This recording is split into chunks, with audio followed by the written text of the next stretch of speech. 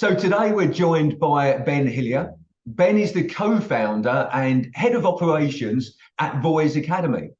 And Voiz Academy run a program to help individuals identify and solve climate-related business problems. So, hi, Ben. Hi there. Ben, look, tell us a bit more about Voiz Academy.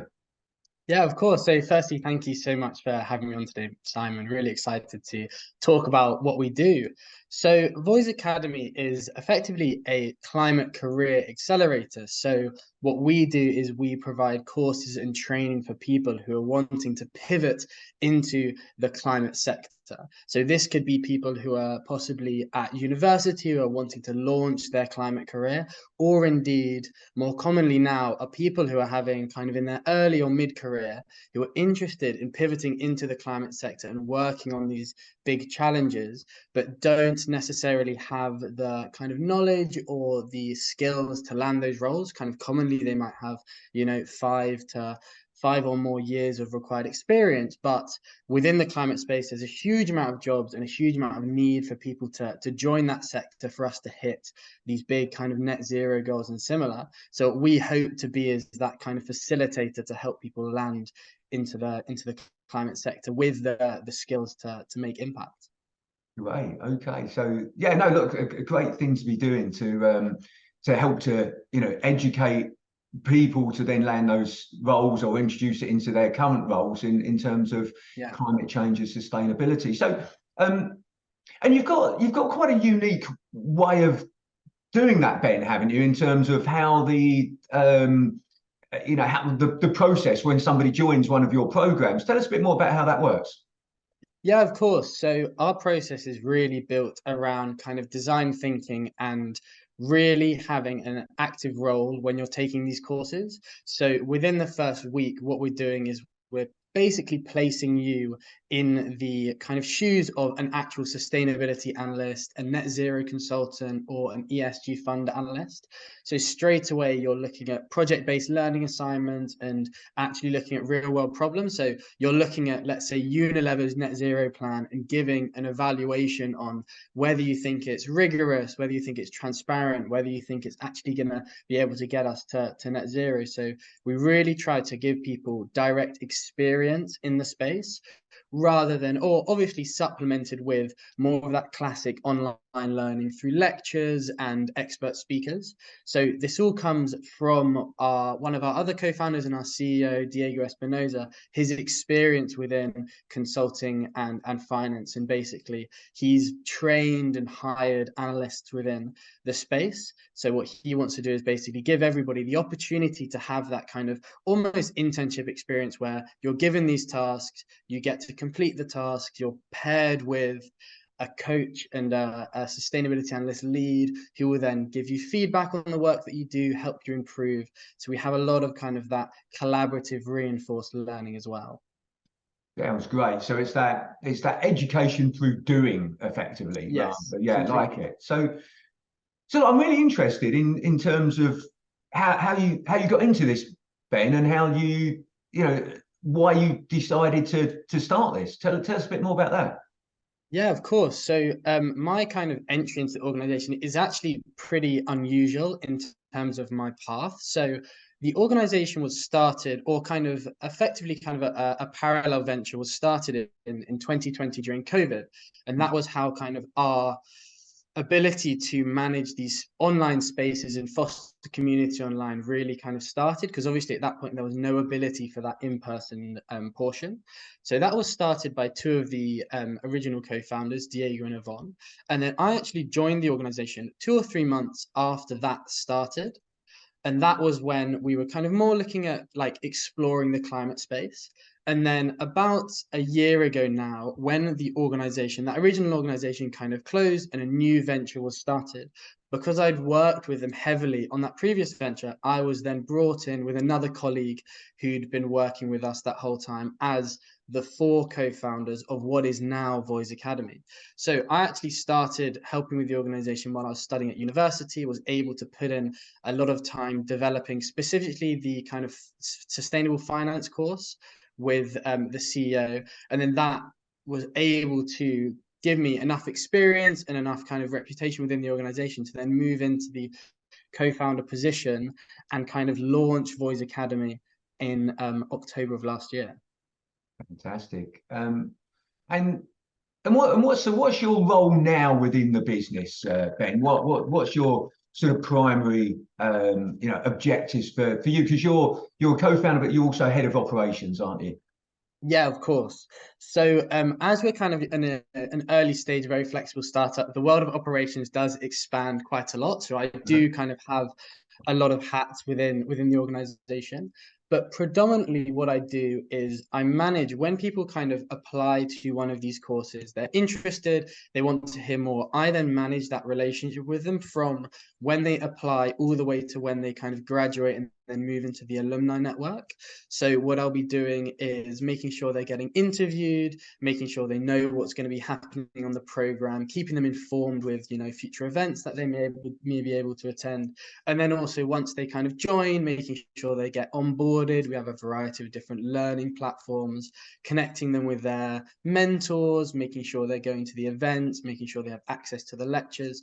So all of that kind of operational and administrative side I run under there. And I also have a lot of role within the kind of the student side of things. So we obviously have kind of the younger side in the organization of kind of students, postgraduates, MBAs, and then we have the mid and early career portion, those in work.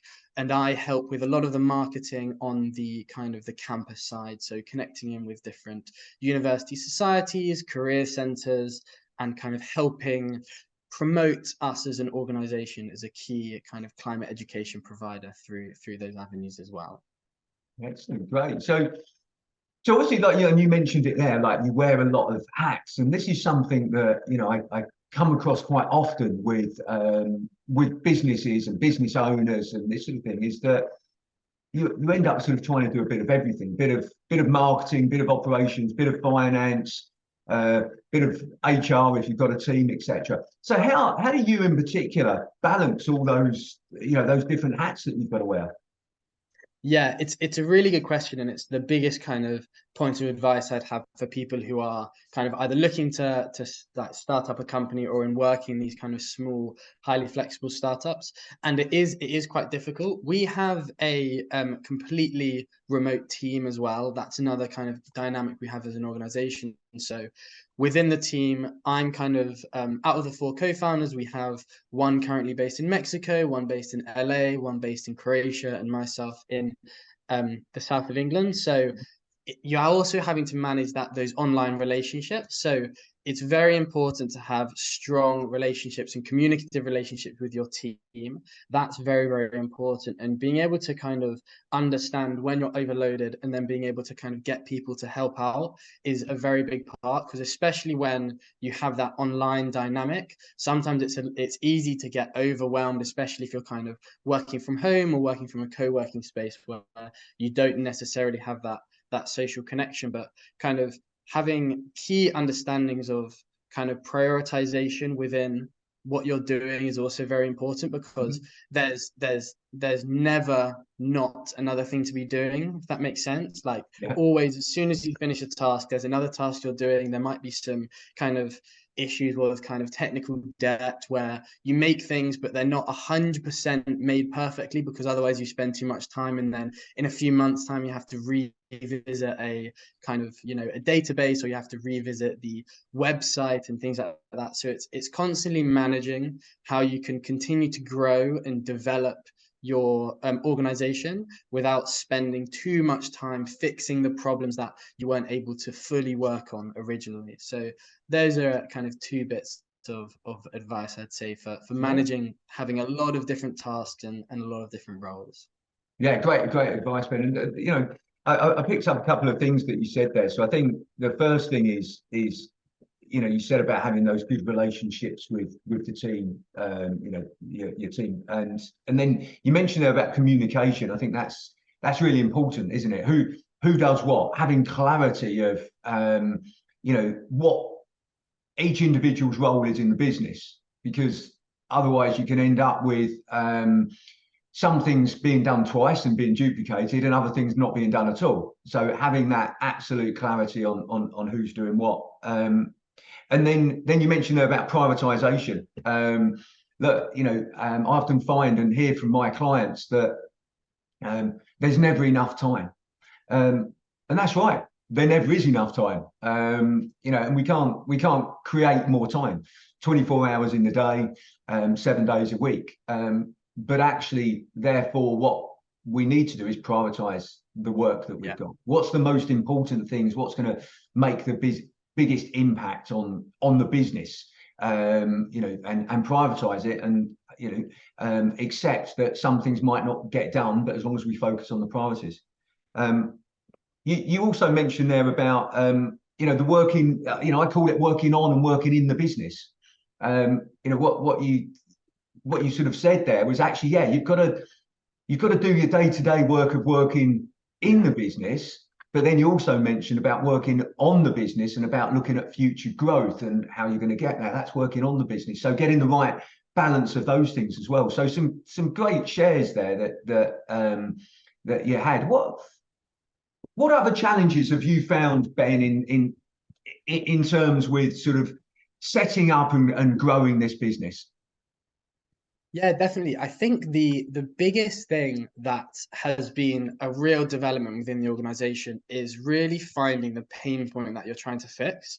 And this is kind of common for any startups. With you're really trying to figure out where the pain point is, who are feeling the pain point, and how you're going to be fixing it. And that's something that we've been evolving very, very rapidly, which is good when you're kind of a very flexible business. And this is kind of identifying new markets, identifying how to kind of frame the product. Kind of what we're providing is that kind of career acceleration piece. So kind of that holistic approach you can take to accelerate your kind of shift or your career within climate. Previously, it could have been more on the side of kind of explore the climate space, or it could have been around kind of like boost your CV, for example. But really what people are finding is they want to have a job where they can kind of make impact and that they're passionate about. And what we want to be able to provide is the ability for them to kind of really chase that and have the effective knowledge to not only have that CV piece. Obviously, it's very important to land those jobs, but just as important is the ability to actually be effective once you are in those roles. And that's kind of our general impact thesis. So being able to identify the pain point that people are feeling and really, really making your product pointed has been kind of, not necessarily something that we haven't been able to iterate and achieve upon, but it's definitely something that we have a huge amount of meetings on. Every few weeks we'll be really, really digging down into kind of what is the pain point, what are we hearing from people when we interview them, like very, very human and empathetic, where you kind of hear what people are saying, and they're saying, I have 10, 15 years experience within, let's say, the tech sector or teaching or law, and they want to now shift into climate, but they're struggling, even though they have these, stellar backgrounds. And hearing that can really help you understand what you're trying to fix and be able to kind of help that pain point. Yeah, it's interesting. It sounds really obvious, doesn't it, to listen to the people that are going to use your product or service, but it's surprising actually how many businesses don't, and listen to what people actually want, what their pain is, what their problem is, what their current dissatisfaction is, and what their vision is of the future. How they want to solve that problem that they've got. So, well, actually, let's correct that. They understanding where they are now and why they're dissatisfied with where they are now, understanding of where they want to be in the future, of what they want to achieve and what their life or business or whatever looks like in the future, and how you can help to bridge that gap between one to the other, the dissatisfaction of where they are now, and help them get to the vision of what they want to achieve in the future, and creating products and services around that. Definitely, definitely. We're in a very lucky position as an organization because everybody who comes into any of our programs, we meet beforehand. So it's Hmm. just a process within the application. And it's just really, really nice because what you can do is even before they join the program, you can kind of understand what's the cohort dynamics, what are people wanting, and then have iterations within the product Yeah. because all of the teaching we do, a lot of it's live, and also when we're getting in like specialist speakers, we already know what the people coming in want. So not only do we kind of continually iterate the product from the feedback people give us after they've completed the program, maybe they say, oh, we'd like more community sessions, or I'd love to hear about this specific sector. We can also kind of already preload the cohort with the speakers, the sectors, the types of events that people want before they come in. So we're in a very lucky position in that sense because we have a huge amount of touch points with each individual who takes the courses. Yeah, and those touch points are really important, aren't they? In any business. Okay, what are the because you know people nowadays they want to make a decision, and having those touch points to help them to make that decision. Now, in some businesses, those touch points may be fairly quick. If you're going into a store or something, those Yeah. touch points will happen fairly quickly because the purchase might happen there and then. But within other industries, the touch points might be over an extended period of time. But whatever your business is, it's knowing those touch points. Okay. And what is that journey, that buying journey, Yeah. to help the customer. One of the best phrases I came across about sales was professionally helping people to buy. And I think that's a really good thing to keep in mind. Okay, we're not selling, we're professionally helping people to buy. Yeah. And I quite like that. So tell me about the future for Voiz Academy then. What's the plans? Where's it going? What are you looking to achieve? What's your vision, Ben, for Voiz Academy? Yeah, of course. So I think kind of the broad vision for Voice Academy is very similar to kind of our impact thesis as an organization. And this is us as an organization can make the most change and the most positive change within kind of the world and specifically the climate space through not only educating people on climate, but also helping them kind of land those roles. Because we kind of believe that you make the most impact within kind of your life, within the work that you do. Mhm. And because it's kind of climate and sustainability isn't just, or to achieve the goals we want, isn't just kind of an evenings and weekend job. We really believe that if we can train and we can help people land a huge amount of roles in the impact space, that's how we can make the most impact in the world as an organization. Mhm. And in terms of how that kind of, maps onto, I guess, the next 6 months or the next year is we really just want to build ourselves as one of the core providers of this type of educational content within climate. And we want to be kind of one of the leaders within the climate education space. And we've really, really made a huge amount of strides in the last few months.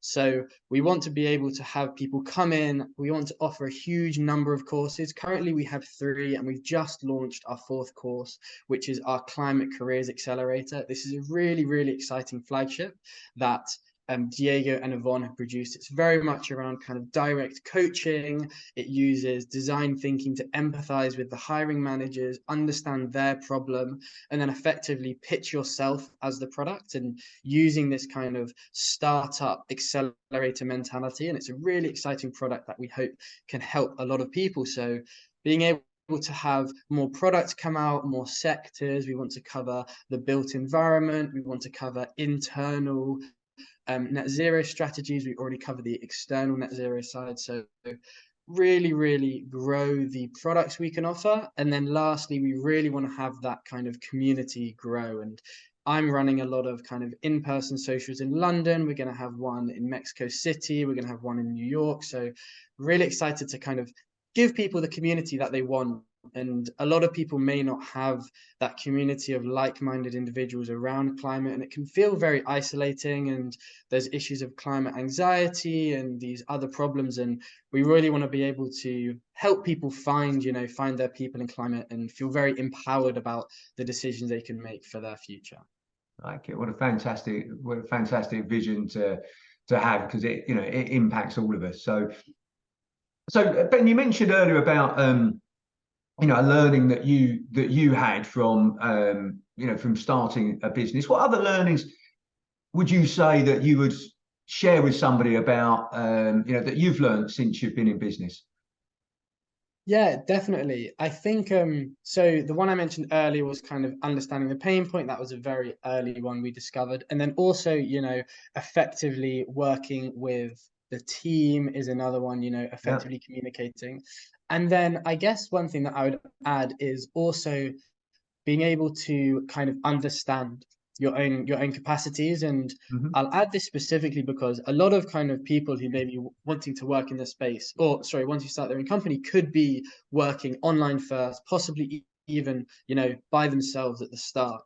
And as my kind of direct experience is with that online side of things, I think it's also important to mention kind of the more personal health, physical health, mental health aspect of being under a lot of pressure for a lot of time periods, especially in kind of the early stage startup world. And one thing that I've had to kind of adapt with myself is we have a very international team, which means that time zones become not necessarily a barrier, but it means that there's constantly someone online, which means that being able to kind of, turn off the notifications or give yourself that kind of time boxing of, okay, I'm only going to spend this amount of time and then I'm going to rest, or I'm going to, cook a meal or do things that aren't related to work, because it can become very much kind of everything you think about. And I'm sure some business leaders will understand this. Kind of, you wake up and you're thinking, okay, straight away, what am I doing? You can check the emails that the US team might have sent overnight, and then in the evening, people in kind of, let's say, the Pacific Standard Time, it's only midday or early afternoon for them, and they're still working. They may send you questions. So it's about kind of managing your time and understanding your capacities and being fair to yourself with the amount of work you can put in, because there's no benefit of getting burnt out. And it's being able to kind of have a sustainable work-life balance, even though you're in the early stage startup world or starting your own company, where it can feel like if you're not constantly working, the business may not grow, the business may not succeed, when actually you need to be able to have that sustainable work-life balance. Yeah, I couldn't agree with you more in terms of, and what you said there in terms of burnout. That's the worst thing that can happen to any individual in any business, is the main person in the business burns out. And it's interesting. I gave I was running a workshop last week, in fact, to about 30 businesses, and it was all about getting the pace right, getting the right pace. The right pace for you in the business, and that includes taking things, doing things like taking rest days, taking times out, structuring your time. Elite athletes, when they're training really hard, but they always plan to have a rest day or take time out or balance their work, their work-life balance sort of ethic, because they know that they'll perform better after they've done that. It's the same, like the US, I think it's the US Marines. They learned that actually, rather than when they're on a march or a run, rather than just continually running, they learned that they're better to march or run for 50 minutes, take a 10-minute break, then start running or marching again for another 50 minutes, 10-minute break. And actually they realized, A, that they got there quicker, where they wanted to get to, and B, when they did get there, they were in much better condition to deal with whatever they had to deal with. So yeah, and it's the same in business. Absolutely right. Getting that balance right, which can be a challenge, as you say, to new business owners, when it's so important to get the business up and running and generating profitability and those sort of things. Okay, look, there's always a question that I like to ask people on on this interview, which and Ben, this won't be so long ago for you, but what's the best advice that you would give an 18-year-old you? Yeah, of course, of course. So yeah, so 18 years old wasn't too far away from me. It was four and a half years ago. So pre kind of university. Yeah. And I would say in terms of where I was at that moment and what I should be doing, it would be kind of just like to stay curious. I think that's a really positive thing to be doing, especially when you're kind of young and you're interested in a lot of things. Hmm. Just being curious about different sectors, different kind of routes, and also when you're kind of 18, you may not even really be thinking too hard about that kind of career point. And by just being curious about different sectors and different topics, that just anything that you're curious about and just exploring it, then later on you can start finding that kind of more career aspect. In my case, I was really interested in biodiversity and ecology. At the point in time, I didn't really think of it as a career route, but then whilst I was at university, I really got interested in the economic side of things. And Hmm. then that led me into the world of kind of climate finance, and then landed me this exploratory experience, which then obviously has culminated in kind of founding this business with the three other co-founders. So really just staying curious, staying interested, and yeah, just exploring as many different topics as you can. That's a great piece of advice. And look, I've got a 17-year-old daughter. She's about to turn 18 next month, and that's certainly a piece of advice that I'll be sharing with her. So thank you very much for that, Ben. So look, Ben, I really appreciate you taking the time to speak with me today and sharing more about your business and also your journey. And I wish you every success in the future. It's fantastic what you're doing. So thanks very much. Thank you so much for having me on, Simon. It's been really, really enjoyable. Fantastic.